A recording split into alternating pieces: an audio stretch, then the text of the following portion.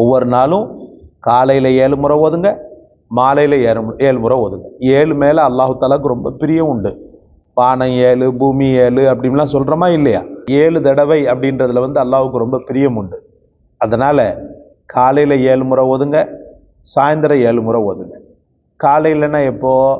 ஃபஜ்ருக்கு பிறகு எல்லாமே காலை தான். சாயந்தரம்னா எப்போ? சாயந்தரம் அசருக்கு பிறகு ஓதுங்களேன்.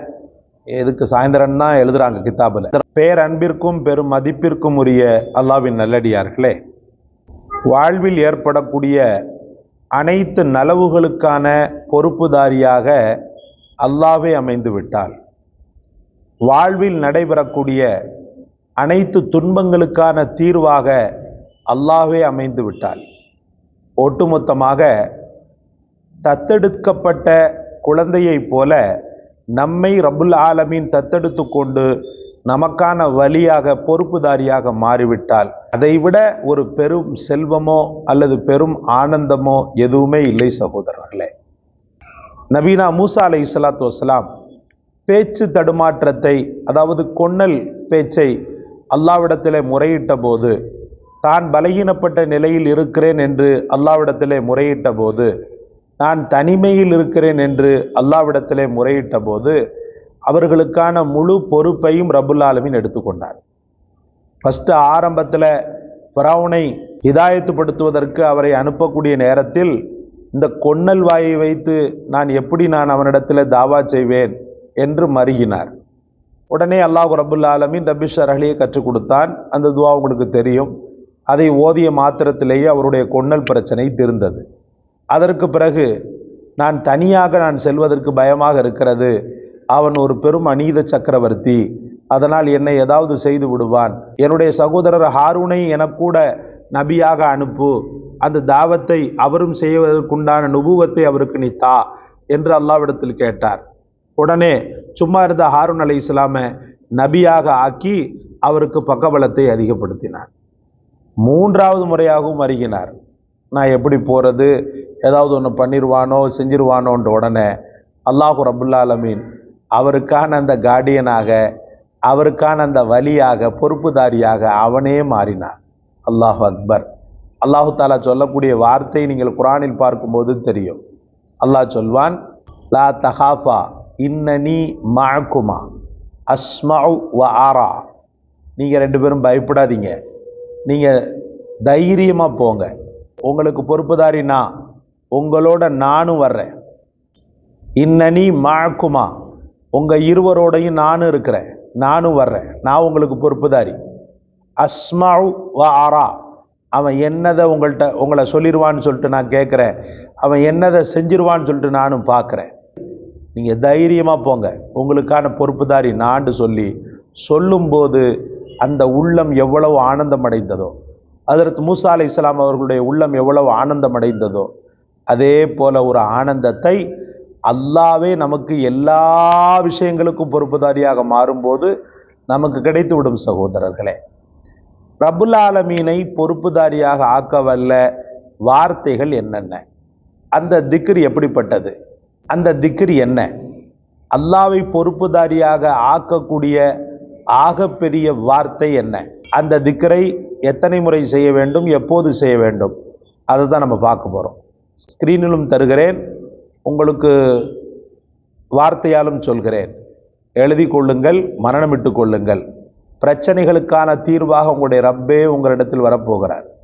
எல்லாமுமாக நலவுகளின் ஒட்டுமொத்தமாக நலவுகளுக்கு உண்டான உங்களுக்கு தரப்படக்கூடிய நலவுகளுக்கு பொறுப்புதாரியாக அல்லாஹ்வே ஆகப் போகிறார். அப்படிப்பட்ட ஒரு வல்லமையை பெற்றுத்தரக்கூடிய திக்ரைத்தான் இப்போது நீங்கள் பார்க்க போகிறீர்கள். எங்கே சொல்லுங்கள், ஹஸ்பி அல்லாஹ், நிப்பாட்டிடணும். ஹஸ்பி அல்லாஹ் அப்படி சொல்லும் போதே உங்களுக்கு உத்வேகம் கிளம்பணும். எனக்கு அல்லாஹ் போதும். லா இலாஹ இல்லாஹு, முதல்ல நான் வேட சொல்லிடுறேன்.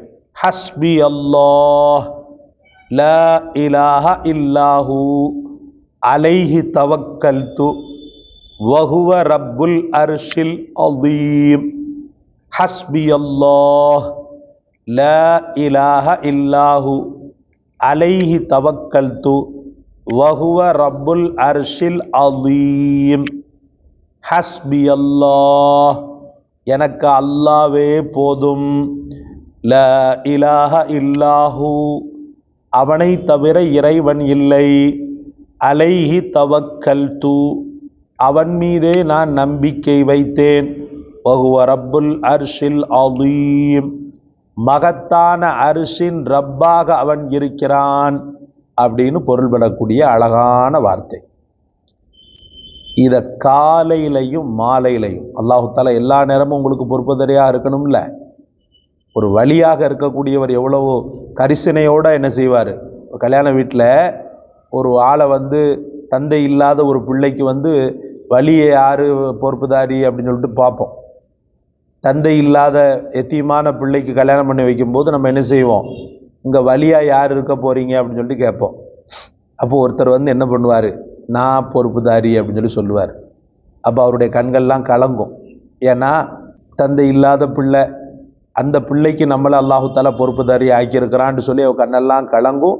ஒரு எச்சரிக்கை உணர்வோடவே என்ன செய்வார், அந்த பிள்ளைக்கு உண்டான காரண காரியங்களை எல்லாம் பொறுப்புணர்வோடு செய்வார்.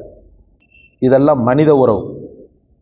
கோடான கோடி அன்பையும் பாசத்தையும் நெஞ்சில் வச்சிருக்கக்கூடிய அந்த ரப்பே உங்களுக்கு பொறுப்புதாரியாக மாற்ற வல்லது, உங்களுக்கு பொறுப்புதாரியாக ஆவது அப்படின்றது எவ்வளோ பெரிய ஆக்சுவலிட்டி.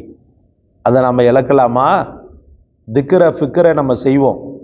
அந்த திக்ரு ஃபிக்கரில் உயிர்ப்பில்லாத நிலையே தான் நம்ம என்ன செய்வோம், உயிர்ப்பில்லாத நிலையிலேயே தான் செய்வோம். உயிர்ப்போட செய்யுங்க, நிச்சயமாக உங்களுக்கு அல்லாவே போதும். நிச்சயமாக உங்களுக்கு அல்லாவே போதும். உயிர்ப்போட செய்யுங்க, உத்வேகத்தோடு செய்யுங்க. நமக்கு அல்லாஹு தாலா பொறுப்புதாரியாக மாறிடுவான்.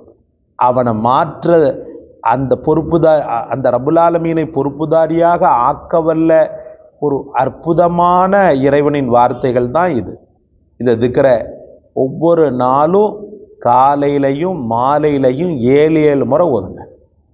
ஒவ்வொரு நாளும் காலையில் 7 முறை ஓதுங்க, மாலையில் 7 முறை ஓதுங்க. 7 மேலே அல்லாஹு தாலாவுக்கு ரொம்ப பிரியம் உண்டு.